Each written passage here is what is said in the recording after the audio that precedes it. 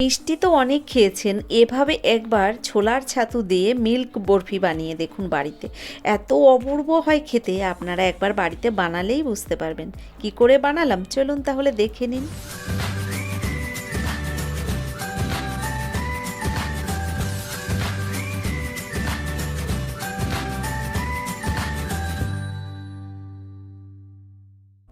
আজকের রেসিপিটি তৈরি করার জন্য এখানে একটা বোলের মধ্যে দেখুন একটা কাপ মেপে আমি 2 কাপ পরিমাণে টাটকা ছোলার ছাতু নিয়েছি। টাটকা বললাম কেন, এই ছোলার ছাতুটা বাড়িতে ভাঙানো, যে কারণে আমি বললাম টাটকা ছোলার ছাতু।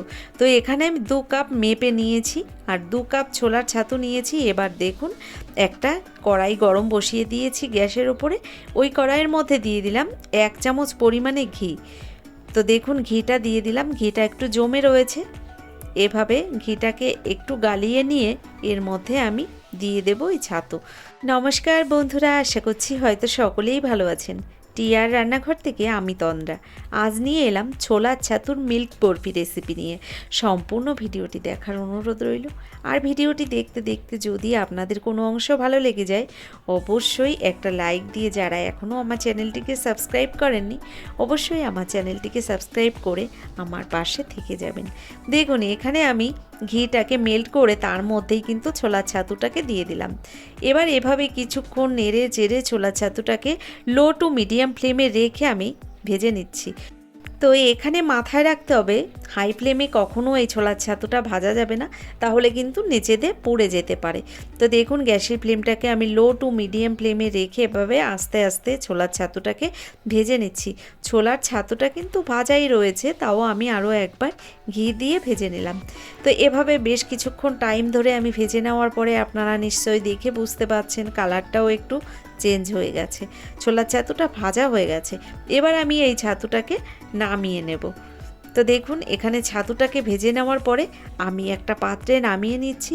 ওই কড়াইটা পরিষ্কার করে দেখুন দিয়ে দিলাম এখানে 1 কাপ পরিমাণে চিনি। চিনির পরিমাণটা আপনারা যেমন মিষ্টি রাখতে চান সেই অনুযায়ী ব্যবহার করবেন। তো আমি এখানে 1 কাপ চিনি দিয়েছি।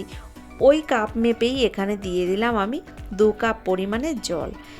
চিনির মধ্যে জলটা দেওয়ার পরে এবার দেখুন আমি একটা চামচে 4 চামচ পরিমাণে গুঁড়ো দুধ দিয়ে দিলাম এই জলের মধ্যে। তো এভাবে গুঁড়ো দুধটাকে জলের সঙ্গে ভালো করে একটু মিশিয়ে নিয়ে গ্যাসের ফ্লেমটাকে অন করে দিয়েছি।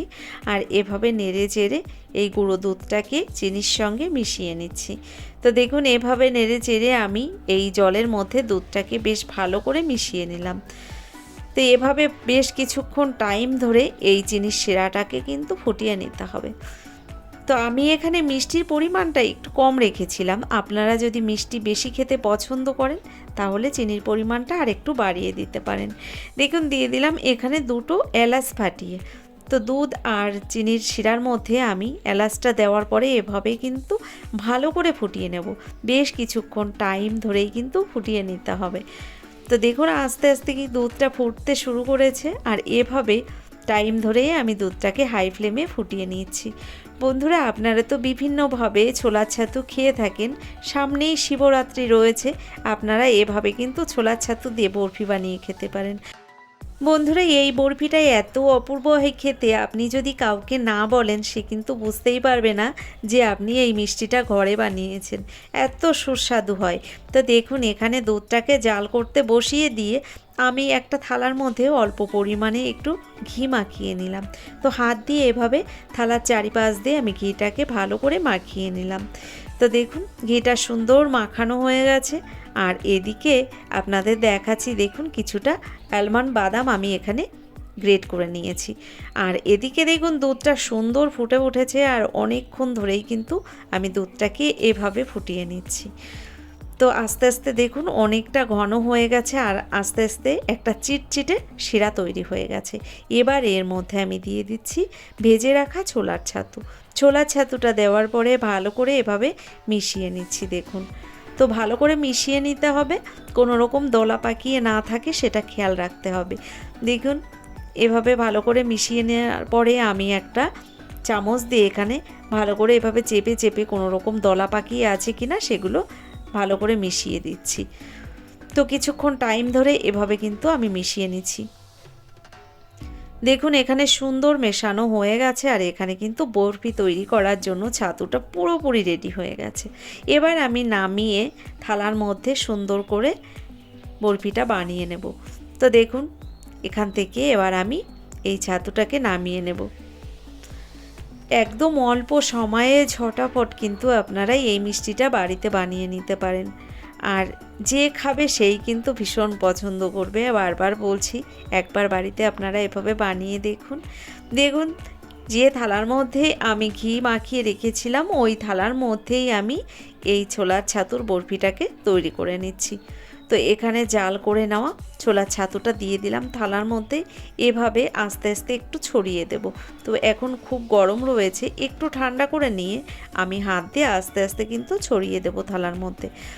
দেখুন এখানে হালকা একটু ঠান্ডা হয়েছে, এবার হাত দিয়ে চেপে চেপে আমি এই পুরো থালার মধ্যে এই ছাতুটাকে এভাবে ছড়িয়ে দিচ্ছি। কত অল্প সময়ের মধ্যে এই মিষ্টিটা তৈরি হয়ে যায়। দেখুন বন্ধুরা, আমি এই মিষ্টিটা খুব ঝটাপট বানিয়েছিলাম।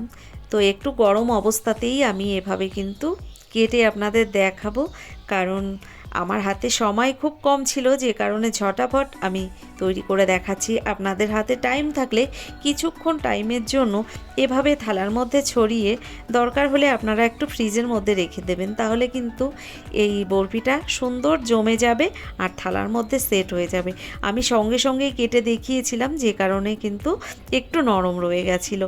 এবার দেখুন আলমন্ড বাদামগুলোকে আমি এভাবে একটু ছড়িয়ে দিচ্ছি। তো এভাবে বরফির উপরে কিন্তু দিয়ে দিলে দেখতে বেশ সুন্দর লাগে। তো এখানে আলমন্ড বাদামগুলোকে দেওয়ার পরে আমি হাত দিয়ে এভাবে একটু হালকা চেপে চেপে বসিয়ে দিয়েছিলাম। এবার একটা ছুরি দিয়ে আমি কেটে দেখাচ্ছি। দেখুন কত সুন্দর দেখুন তৈরি হয়ে গেল। তবে বললাম আর একটু যদি আপনারা ঠান্ডা করে কেটে নেন তাহলে কিন্তু সুন্দর শক্ত হয়ে জমে যাবে। আমার হাতে সময় খুব কম ছিল, তাই আমি ঝটাপট আপনাদের বানিয়ে দেখালাম। তো বন্ধুরা, কেমন লাগলো আজকে এই ছাতু মিল্ক বরফির রেসিপিটি অবশ্যই কিন্তু আমাকে লিখে জানাবেন। যদি আমার ভিডিওটি ভালো লেগে থাকে, এখনও একটা লাইক দিতে ভুলে গেছেন, অবশ্যই একটা লাইক দিয়ে যে সমস্ত বন্ধুরা এখনও আমার চ্যানেলটিকে সাবস্ক্রাইব করেননি, অবশ্যই আমার চ্যানেলটিকে সাবস্ক্রাইব করে আমার ভিডিওর পাশে থাকা বেল আইকনটি ক্লিক করে নোটিফিকেশানটা অল করে দেবেন।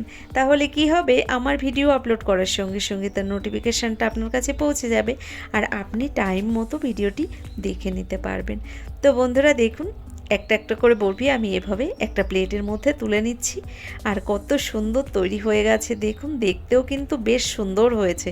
এবার এর ওপরে আমি একটু ডেকোরেশনের জন্য নিয়েছি কয়েকটা চেরিগুলোকে আমি আগে থেকে একটু ছোট্ট ছোট্ট টুকরো করে কেটে নিয়েছি, সেটাও আপনাদের দেখাবো। তো দেখুন বরফিগুলো আমি এভাবেই তুলে সাজিয়ে নিয়েছি প্লেটের মধ্যে। তো দেখুন এই প্লেটের থেকে আমি অন্য আর একটা প্লেটের মধ্যে এই বরফিগুলোকে সুন্দর করে সাজিয়ে নেব। তো এখানে অন্য আরেকটা প্লেটের মধ্যে দেখুন বরফিগুলোকে এভাবেই আমি সাজিয়ে নিচ্ছি, আর এর ওপরে আমি একটু চেরি দিয়ে ডেকোরেশন করে দেব। খুব সহজ রেসিপি, আপনারা অবশ্যই একবার এভাবে বাড়িতে বানিয়ে দেখবেন, কাউকে খাইয়ে দেখবেন, সে কিন্তু আপনার প্রশংসা করবে। তো তৈরি হয়ে গেল খুব সহজে ছোলার ছাতুর মিল্ক বরফি। দেখুন চেরি দিয়ে এভাবে একটু সাজিয়ে দিয়েছিলাম। তো বন্ধুরা, আজকের মতো এই পর্যন্তই। পরবর্তী ভিডিও নিয়ে আবার চলে আসব। ততক্ষণের জন্য আপনারা সকলে ভালো থাকবেন, সুস্থ থাকবেন, টিআর রান্নাঘরের সঙ্গে থাকবেন। ধন্যবাদ ভিডিওটি দেখার জন্য।